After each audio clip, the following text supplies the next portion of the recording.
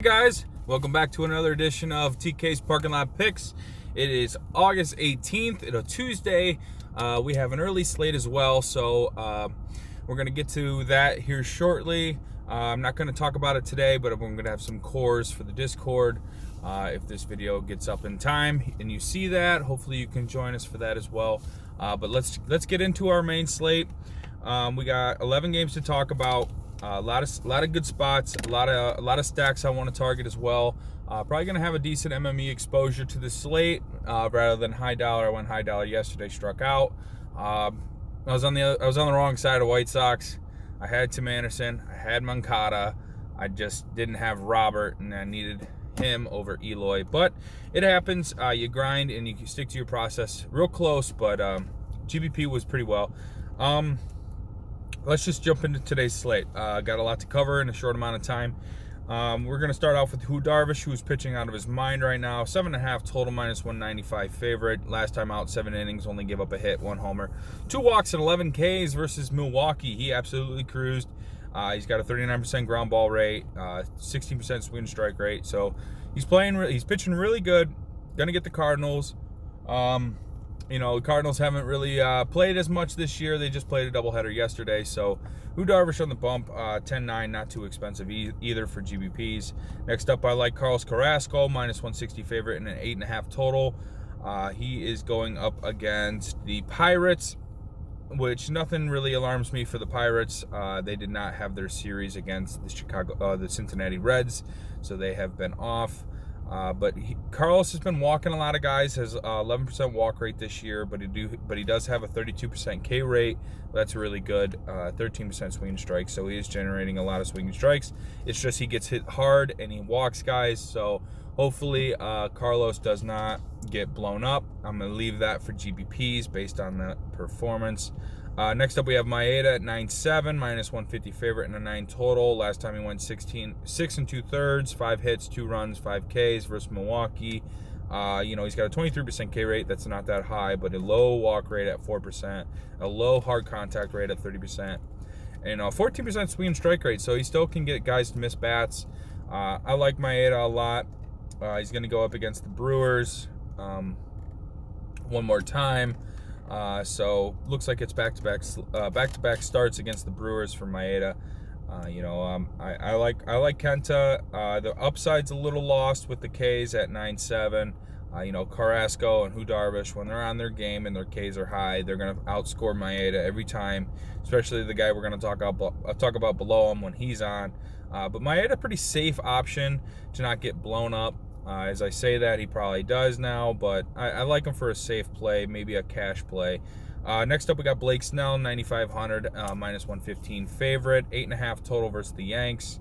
Last time against the Yanks, he only went 3 innings on a pitch count, only gave up 4 hits and had 6 Ks, no runs, no walks, 37% K rate, 16% swing and strike rate. Much like Carlos Carrasco, Snell, gives up some hard contact. He does get wild a little bit, but we're facing a Yankee lineup without Judge, Stanton, and DJ LeMahieu, and those are 3 big righty bats that they're missing. So they're gonna have a lot of shitty hitters in their lineup today. I like Snell a lot. Next up, we have Tony Gonsolin, 8,700, 250 favorite, 9.5 total. Last time out, he went 4 2/3, 3 hits, 1 walk, and 8 Ks versus San Diego. He looked really good. Threw a lot of strikes. He was really pitching well. I think he's going to have a little longer leash. The Dodgers have a 6-man rotation, so I know he's going to be fresh. I like Gonsolin a lot for GBPs tonight, potentially cash. Next up, we have some value plays. David Peterson, 9.5 total, 7,600, -160 favorite. He does not strike out a lot, only a 19% K rate, but he has a 42% ground ball rate. So Peterson could be on the end of a winning game today. The Marlins don't scare you with their lineup. I know they can dink and dunk you around the infield and lazy pop flies and things like that. Not a lot of big boppers, but the Mets. Big favorites tonight. I like their side for hitting as well. You have some other plays like Wade LeBlanc, going to be like a Martin Perez situation. Probably won't pitch him, probably won't play against him. The Blue Jays have been pretty hot, and they burned me, yesterday. So, now lastly, Dylan Cease. I think 8,500 is a little overpriced, but he is a minus 160 favorite in a 9 total versus Detroit, and he just faced him, went 6 solid innings, only scattered 7 hits. He did give up 2 homers, and he had 5 Ks, but Cease did really well. Detroit's bats are really slowing down, so I think Cease makes for a viable option. Let's roll into some hitting. We got Tampa Bay to start us out. I like the lefties versus Tanaka. It's only an 8.5 total. So, being in, I believe this is in Tampa Bay. I'm not sure, but, Tanaka, I think he's getting a little bit more credit. Doesn't do well against the Rays in his lifetime.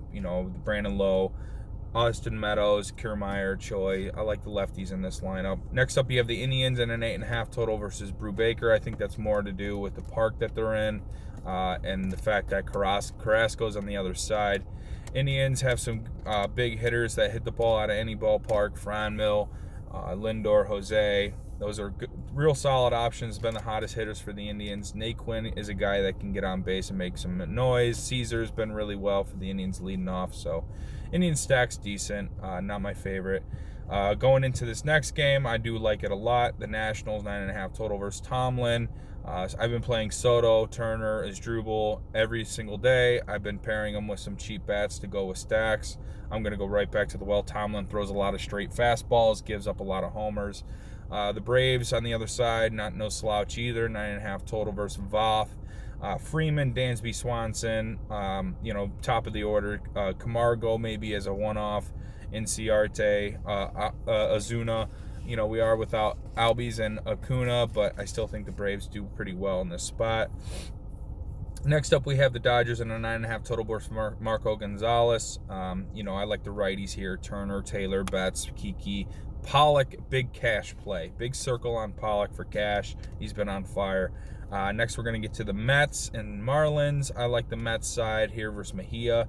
9.5 total. We got Pete Alonso hitting 2 homers yesterday. Dominic Smith has been crushing the ball. Brandon Nimmo, Michael Conforto. Even Cano hit 2 homers yesterday. So the Mets are really good right now, smashing the ball down in Miami. Next up, we got the Phillies and Red Sox. This is an 11 total. Phillies versus Godley. You got Harper, Real Muto, Didi, Bruce, Andy Blom. Going to be a cheap third baseman option if he cracks a lineup. I'm not sure if Segura is going to be ready. I said it was day-to-day next to his name. But the Phillies in a really good spot. Probably a good cash spot. Going to be in Boston. I'm thinking the weather's blowing out with this total. So that's going to be something to look at later in today's Discord.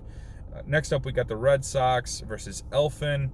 Like I said, 11 total. That suggests there's some weather relevant to this game. In Boston, JD, Xander, Pilar, Vasquez, Jackie Bradley Jr. And I like Moreland. When Moreland cracks the lineup versus a righty, that's something to always look out for the Red Sox stack. We got the Blue Jays and Orioles. This is a 10 total. Blue Jays viable versus LeBlanc, absolutely. But I know it's not like my favorite spot because, you lefty kind of takes Biggio out. He's not real good against lefties. You have Rowdy Tellez and Travis Shaw. Those are both lefties that I wouldn't want to target either. But, Teoscar Hernandez, Vladimir Guerrero Jr., and Randall Kachuk, definitely viable. Next up, you got the Orioles, 10 total versus Pearson. Santander's crushing the ball. Alberto and Nunez, Ruiz, and that should round it out for the Orioles. Maybe Chase Sisco as a catching option. The Orioles been crushing the ball for their, they're almost, I'm pretty sure they're second in the East, which is crazy.